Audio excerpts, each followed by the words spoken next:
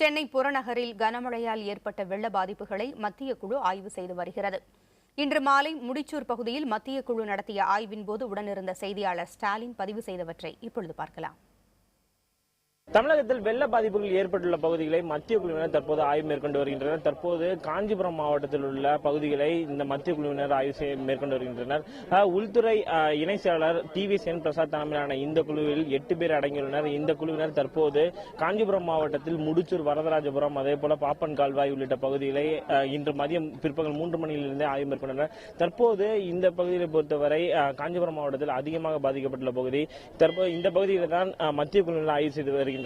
இன்று அதாவது 3 நாட்கள் மேற்கொள்ளும் இந்த ஆய்வுகளை பொறுத்தவரை இன்று காஞ்சிபுரம் மாவட்டத்திலும், நாளை கடலூர் மாவட்டத்திலும், அதேபோல நாளை மறுநாள் சென்னை மற்றும் திருவள்ளூர் ஆகிய மாவட்டங்களை இந்த மத்திய குழுவினர் ஆய்வு மேற்கொள்ள உள்ளனர்.